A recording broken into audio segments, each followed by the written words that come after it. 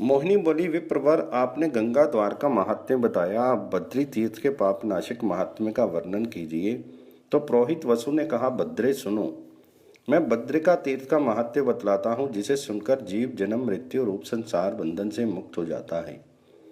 भगवान विष्णु का बद्री नामक क्षेत्र सब पातकों का नाश करने वाला है और संसार भय से डरे हुए मनुष्यों के कली संबंधी दोषों का अपहरण करके उन्हें मुक्ति देने वाला है। जहाँ भगवान नारायण तथा नर ऋषि, जिन्होंने धर्म से उनकी पत्नी मूर्ति के गर्भ से अवतार ग्रहण किया है, गंधमादन पर्वत पर तपस्या के लिए गए थे और जहाँ बहुत सुगंधित फल से युक्त बेर का वृक्ष है, वे दोनों महात्मा उस स्थान पर कल भर के लिए तपस्या में स्थित हैं। कलाप ग्रामवासी नारद आदि मुनिवर तथा सिद्धों के समुदाय उन्हें घेरे रहते हैं और वे दोनों लोक रक्षा के लिए तपस्या में संलग्न हैं। वहाँ संपूर्ण सिद्धियों को देने वाला सुविख्यात अग्नि तीर्थ है। उसमें स्नान करके महापातकी पातक से शुद्ध हो जाते हैं। सहस्त्रों चंद्रायन और करोड़ों कृच्छ व्रत से मनुष्य जो फल पाता है उसे अग्नि तीर्थ में स्नान करने मात्र से पा लेता है। उसके 5 तीर्थ में 5 शिलाएं हैं जहाँ भगवान नारद ने अत्यंत भयंकर तपस्या की। वह शिला नारदी नाम से विख्यात है, जो दर्शन मात्र से मुक्ति देने वाली है। वहाँ भगवान विष्णु का नित्य निवास है। उस तीर्थ में नारद कुंड है, जहाँ स्नान करके पवित्र हुआ मनुष्य भोग मोक्ष भगवान की भक्ति आदि जो जो चाहता है वही वही प्राप्त कर लेता है। जो मानव भक्ति पूर्वक इस नारदी शिला के समीप स्नान दान देव पूजन होम जप तथा अन्य शुभ कर्म करता है, वह सब अक्षय होता है। इस क्षेत्र में दूसरी शुभ कारक शिला वैंते शिला के नाम से विख्यात है, जहाँ महात्मा गरुड़ ने भगवान विष्णु के दर्शन की इच्छा से 30,000 वर्षों तक कठोर तपस्या की थी। इससे प्रसन्न होकर भगवान जी ने उन्हें श्रेष्ठ वर दिया, वश मैं तुम्हारे ऊपर बहुत प्रसन्न हूँ। तुम दैत्य समूह के लिए अजय और नागों को अत्यंत भय देने वाले मेरे वाहन हो। वो ये शिला इस पृथ्वी पर तुम्हारे ही नाम से विख्यात होगी और दर्शन मात्र से मनुष्यों के लिए पुण्यदायिनी होगी। तुमने जहाँ तपस्या की है उस मुख्यतम तीर्थ में मेरी प्रसन्नता के लिए स्नान करने वालों को पुण्य देने वाली गंगा प्रकट होगी। जो पंचगंगा में स्नान करके देवता आदि का तर्पण करेगा, उसकी सनातन ब्रह्मलोक में इस लोक में पुनरावृत्ति नहीं होगी। ऐसा वरदान देकर भगवान विष्णु उसी समय अंतर्ध्यान हो गए। गरुड़ जी भी भगवान विष्णु की आज्ञा से उनके वाहन हो गए। तीसरी जो शुभ कारक शिला है वह वाराही शिला के नाम से विख्यात है। यहाँ पृथ्वी पर रसातल से उद्धार करके भगवान वरा ने हिरण्याक्ष को मार गिराया और शिला रूप से वे पाप नाशक श्री हरि उस दैत्य को दबाकर बैठ गए। जो मानव वहां जाकर गंगा के निर्मल जल में स्नान करता है और भक्ति भाव से उस शिला की पूजा करता है, वह कभी दुर्गति में नहीं पड़ता।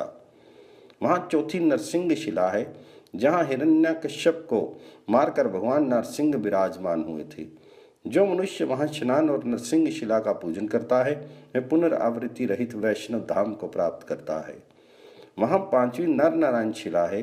सतयुग में भोग और मोक्ष देने वाले भगवान नर नारायण अवतार श्री हरि सबके सामने प्रत्यक्ष निवास करते थे। त्रेता आने पर वे केवल मुनियों देवताओं और योगियों को दिखाई देते थे।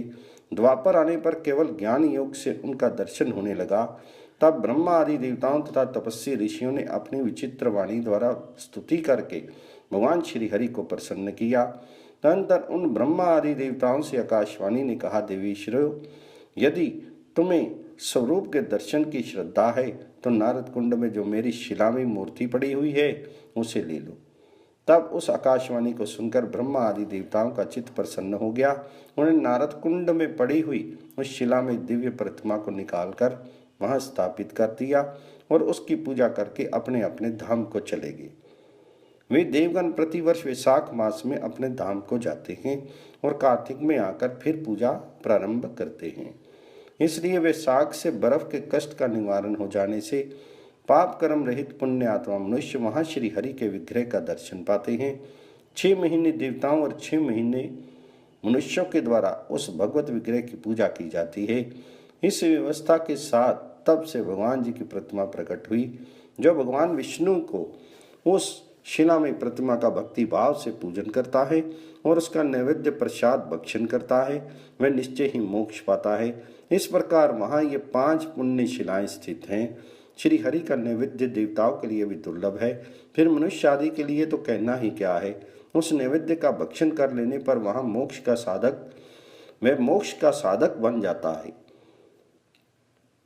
बद्री तीर्थ में भगवान विष्णु का थोड़ा भी प्रसाद यदि खा लिया जाए तो वह पाप का नाश कर देता है। वहीं एक दूसरा महान तीर्थ है, उसका वर्णन सुनो। उसमें भक्तिपूर्वक स्नान करने वाला पुरुष वेदों का पारंगत विद्वान होता है।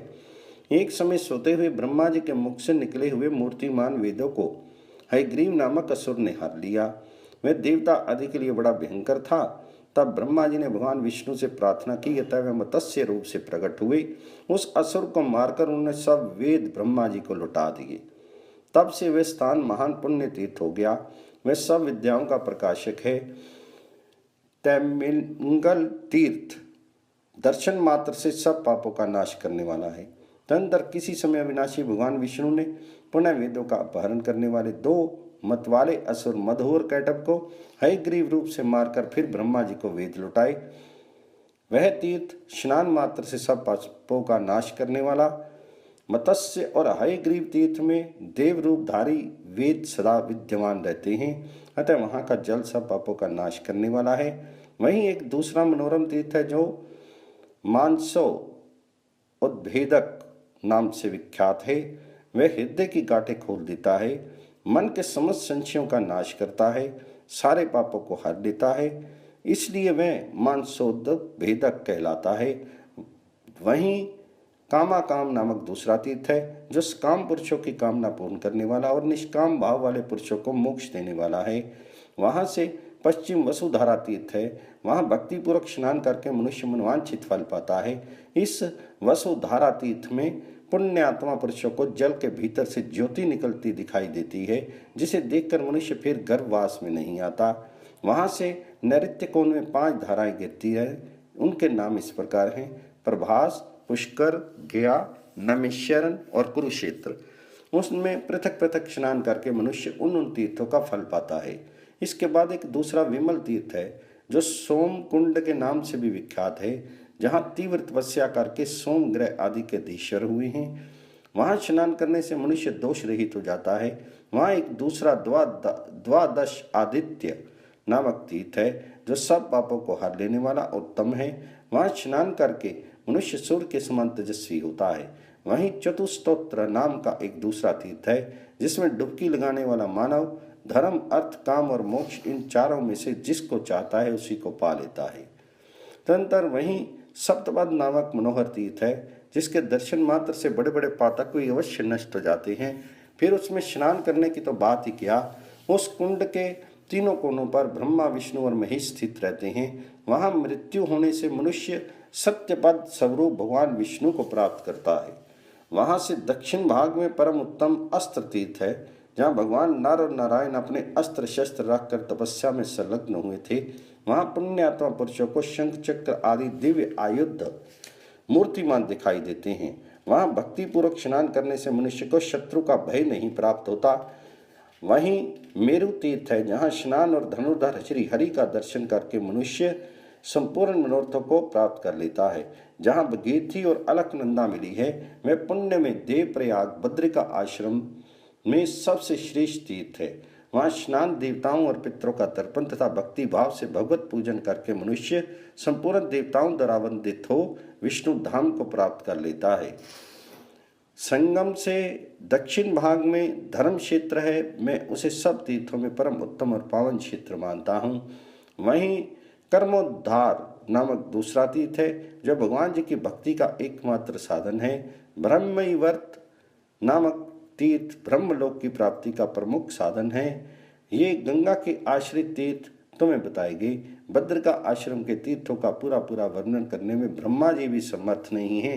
जो मनुष्य भक्ति भाव से ब्रह्मचर्य आदि व्रत का पालन करते हुए 1 मास तक यहाँ निवास करता है वह नर नारायण श्री हरि का साक्षात दर्शन प्राप्त कर लेता है।